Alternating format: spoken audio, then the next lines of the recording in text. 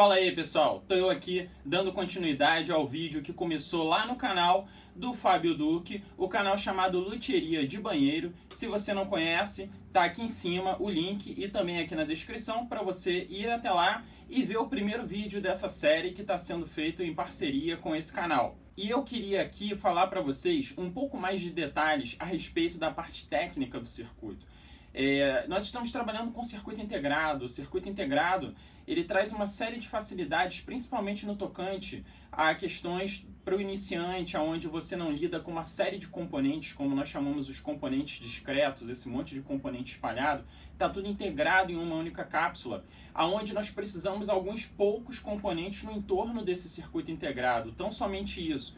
Dessa forma, facilita mais a montagem por parte de quem não conhece muito da eletrônica. É claro que o uso do circuito integrado leva a outros pontos também. Você tem que tomar cuidado, por exemplo, na questão do aquecimento. Você não pode aquecer o componente durante a soldagem, por isso que é comum o uso de soquetes para colocar e retirar o circuito integrado. Esse fato de existir o soquete também facilita na troca do componente numa eventual queima, porque fica fácil, você vai lá, tira o circuito integrado, pega um novo e coloca no lugar. Eu queria falar também a respeito da parte da montagem, porque o Fábio utilizou essa plaquinha aqui, ó, essa placa de circuito impresso, que é uma placa universal, que ela tem um desenho na parte sua cobreada que se parece muito com a matriz de contatos, que é essa daqui. Eu vou colocar depois a câmera mais próxima mostrando como funciona a matriz de contato, porque é uma ótima opção para que vocês também possam realizar a montagem. Ela é muito utilizada em montagens experimentais. Você realiza o teste, vê se funcionou, faz as mudanças de acordo com o que você deseja, através de cálculo, através do datasheet, e depois você tira daqui e traz aí sim uma montagem definitiva aqui para a placa de circuito impresso. Várias são as vantagens de usar uma placa de circuito impresso como essa daqui, porque você não precisa necessariamente saber confeccionar uma placa de circuito impresso. Ela já está pronta para que você possa tão somente fazer o uso. E dessa forma também vai favorecer o quê? As pessoas que têm um menor conhecimento na área da eletrônica conseguirem realizar uma montagem que não seja uma montagem grande, fique alguma coisa bem pequena, devido ao fato de utilizar uma placa como essa daqui. O circuito integrado que nós estamos utilizando nessa montagem é o chamado LM380. Dessa forma eu acho que vale a pena vocês fazerem uma busca aí na casa de vocês, coloque lá no buscador LM380 espaço datasheet, e dessa forma vocês vão buscar todo o datasheet, que é o manual do fabricante informando as características daquele circuito integrado. Então ali nós temos potência de saída, a tensão de alimentação, curvas de aquecimento do componente, os seus limites máximos e mínimos, consumo de corrente, uma série de parâmetros. E eu queria dar uma passada rápida nessa questão do datasheet com vocês, para que vocês possam se ambientar um pouco como funciona o datasheet e o quanto ele pode ajudar. E vocês podem fazer uma busca de datasheet por vários outros circuitos integrados que vocês vão ter coisas interessantes, como por exemplo, circuitos que os fabricantes indicam que você pode estar montando com aquele circuito integrado. E é isso que a gente vai ver agora aí, dá uma olhadinha. Bom, logo no início a gente pode ver que o LM380, como está lá no cabeçalho desse datasheet, é capaz de gerar até 2.5 watts. Nós estamos falando aqui de uma potência RMS. E esse é um amplificador utilizado como amplificador de áudio mesmo, como está escrito aí, que é a intenção nossa aqui de fazer uso. Logo na esquerda, nós podemos ver a tensão de alimentação. Vejam que a tensão mínima indicada pelo fabricante são 10 volts, até no máximo 22 volts. Sendo que nós fizemos várias experiências, tanto eu quanto o Fábio, utilizando 9 volts. A vantagem de utilizar 9 volts é que a gente consegue alimentar com uma pequena bateria e dessa forma fazer um circuito bem portátil. Ele funcionou bem com 9 volts. A questão é que provavelmente ele pode ter uma performance melhor, principalmente no tocante à distorção, caso a gente alimente ele com uma tensão a partir de 10 volts. Embora ele funcione com 9, o indicado pelo fabricante é de 10 a 22 volts, como aí se encontra. A gente também pode observar um ponto onde ele fala a respeito da máxima capacidade de corrente que é consumida pelo circuito, que é de 1.3 amperes. Ou seja, é um amplificador de áudio que vocês podem encontrar na especificação dele em 8 pinos, que é o LM380N que nós estamos utilizando, mas vocês também podem encontrar ele com 14 pinos. Nessa próxima imagem, vocês podem observar que esse circuito integrado, LM380, é o que nós chamamos de amplificador operacional, onde ele tem uma entrada com sinal de mais e outra com sinal de menos. A entrada com sinal de mais é chamada de entrada não inversora, porque ela não inverte a forma de onda na saída. E a entrada com sinal de menos é a chamada entrada inversora. Vejam que tem duas representações, a da esquerda e da direita. A da esquerda é do circuito integrado, que possui 14 pinos.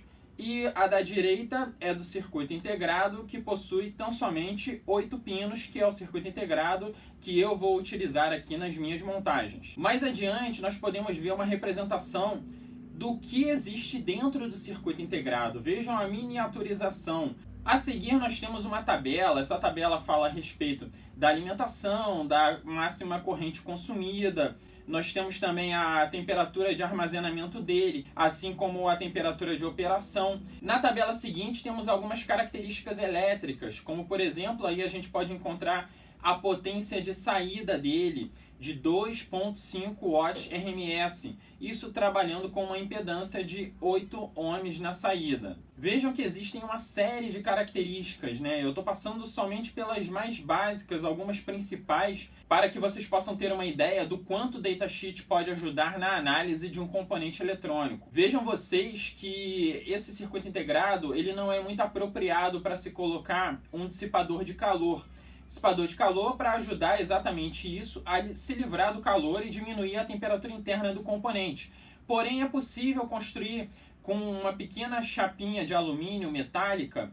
Você pode construir um dissipador de calor conforme mostra o fabricante, de acordo com essa indicação dessa imagem, e você pode colocar ela sobre o componente. O fabricante indica também algumas curvas características do funcionamento dele. Nós temos curvas a respeito da temperatura, dissipação dele, que são essas daí, algumas funcionando com cargas diferentes entre 8 ohms, 16 ohms, e mostrando o resultado, uma série de curvas variadas, aonde é possível compreender melhor o funcionamento do LM380.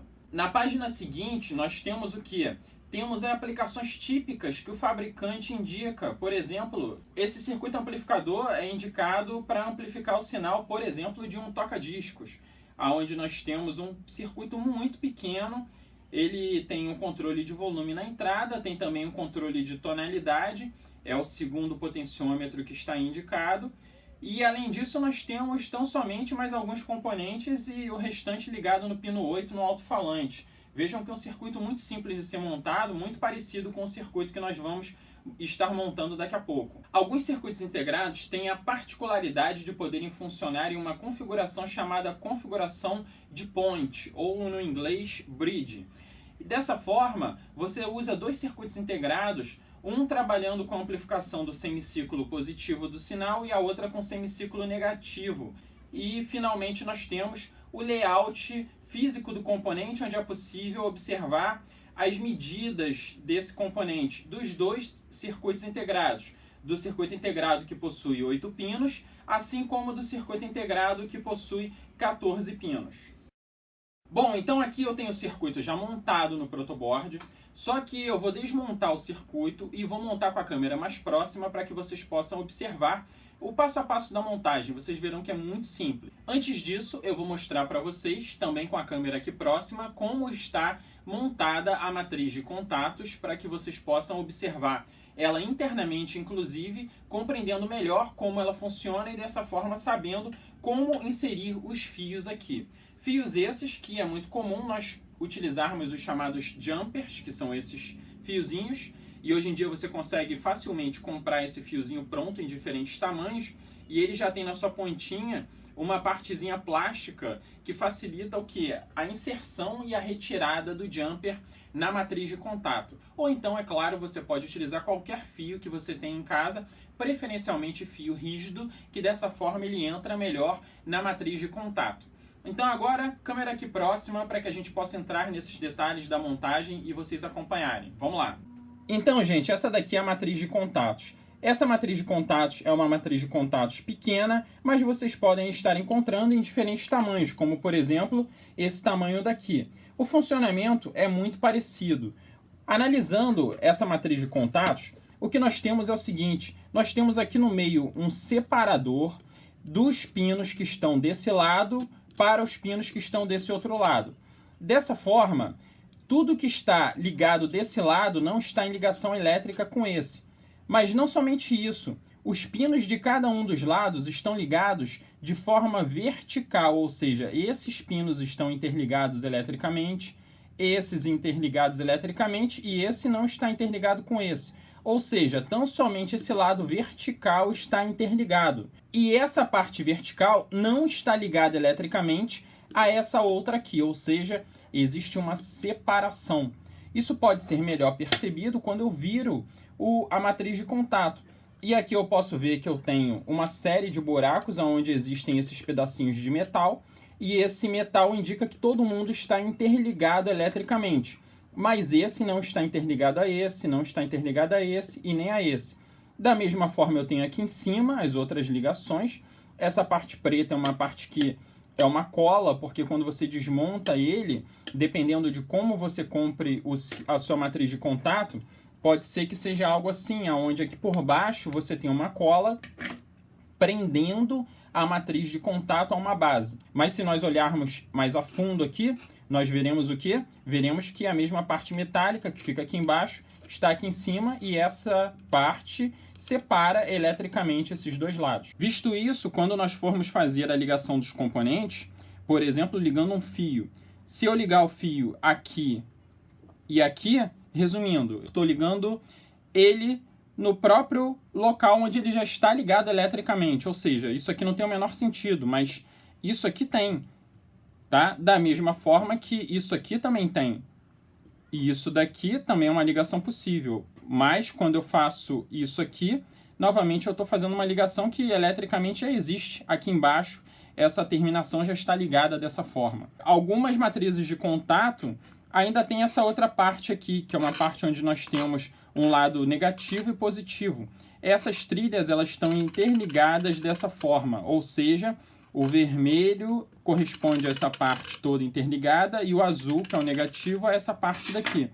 Assim sendo, aqui eu não poderia fazer uma ligação desse tipo, mas poderia fazer uma ligação desse tipo ou desse outro tipo aqui.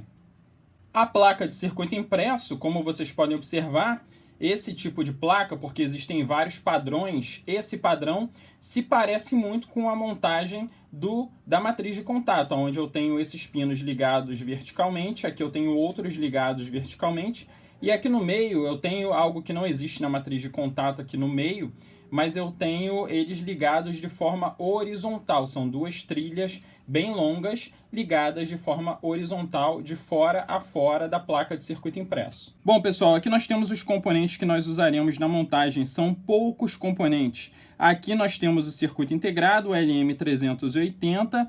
Nós temos dois capacitores eletrolíticos, aonde o valor de um deles é de 220 microfarads, cuja tensão de trabalho de pelo menos 16 volts. Caso a gente venha a utilizar uma alimentação de 12 volts, por exemplo, nós ainda estaremos dentro do limite máximo de funcionamento desse componente. Nós temos um outro capacitor eletrolítico no valor de 4,7 microfarads, cuja tensão de trabalho é interessante que seja também de pelo menos 16 volts, embora nesse caso aqui seja um de 50 volts de tensão de trabalho. O que não tem problema, quer dizer que ele suporta no máximo até 50 volts, tensão muito maior do que a tensão que nós vamos utilizar aqui no circuito. Um outro componente que nós vamos precisar usar é um capacitor que pode ser do tipo poliéster ou cerâmico, no valor de 100 nanofarads. Esse aqui é um capacitor cerâmico de 100 nanofarads. Você vê a indicação do valor desse componente através da inscrição 104. O 4 diz a respeito da quantidade de zeros e você aplica o uso do nano, ou do pico, ou do micro, que são os submúltiplos do farad, para que você possa chegar até esse valor. Então aqui nós temos o 104, que é o 100 nanofarads. Aqui nós temos o resistor de 2,7 ohms, cujo código de cores é vermelho, violeta e dourado. Agora, se vocês tiverem alguma dúvida com relação ao valor do componente, vocês podem fazer uso do ESR. É esse dispositivo que funciona com pilha, nesse caso funciona com bateria de 9 volts, e vocês podem também adaptar uma alimentação para ligar ele na tomada com um transformador, que também é possível. Em um próximo vídeo eu vou estar fazendo isso daí, e estar colocando esse carinha aqui numa caixinha também. Eu tenho 2 vídeos no canal onde eu explico o funcionamento e como calibrar esse aparelho. E através dele é muito fácil, porque você pode pegar aqui o componente, aonde eu insiro aqui o componente nos terminais, aperto esse botão e automaticamente ele vai me dizer o que? O valor do componente. Então ele vai falar que nesse caso é um resistor de aproximadamente 2,7 ohms, que é exatamente o valor que a gente precisa, e ele está ligado entre o terminal 1 e 2.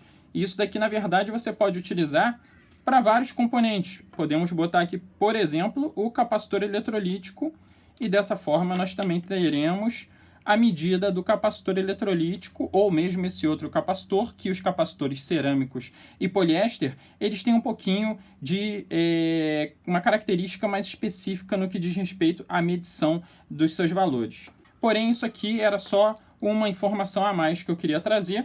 E agora nós vamos nos focar na montagem, onde além dos componentes eu preciso também de 2 plugs P10 para que fique mais fácil fazer a conexão da guitarra e a saída depois no fone de ouvido. Se o seu fone de ouvido não tiver essa saída, for um fone de ouvido P2, então você providencia um plug fêmea P2 para que você possa fazer a ligação do fone de ouvido. E aqui eu tenho a alimentação, que virá de 9 volts, uma bateria de 9 volts, e eu vou estar utilizando isso aqui, que é o chamado clipe de bateria. Bom, a primeira observação na questão do circuito integrado vem a respeito da identificação dos terminais do circuito integrado. Eles são numerados e a gente tem que obedecer essa numeração. Essa indicação aqui, essa bolinha e essa marca aqui no cantinho chamado chanfro, indicam por onde você deve começar a contagem dos terminais do circuito integrado. Esse corresponde ao pino 1. 1, 2, 3, 4, 5 aqui em cima, 6, 7, 8. E dessa forma, contando nesse sentido, a gente tem a indicação correta dos terminais do circuito integrado. E de acordo com o diagrama, nós vamos iniciar a montagem. Podemos ver que o pino 4, que é esse daqui, liga no negativo da alimentação. Eu vou utilizar essa trilha azul como o negativo da alimentação. Então, vou ligar aqui o pino 4. Já está devidamente ligado. Vejo também que o pino 5, que é esse daqui, ele também liga no negativo da alimentação. Dessa forma, o pino 5 está devidamente ligado. Vejo que o pino 7, que é esse pino daqui, ele liga no positivo da alimentação. E dessa forma eu ligo ele aqui. Observamos que no pino 8 está ligado um capacitor eletrolítico de 4,7 microfarads. O capacitor eletrolítico é um componente polarizado, cujo negativo é representado por essa marca daqui. Então, esse aqui é o lado negativo. O lado negativo, a gente viu que liga no negativo mesmo. Então, vou pegar ele aqui, vou colocar dessa forma.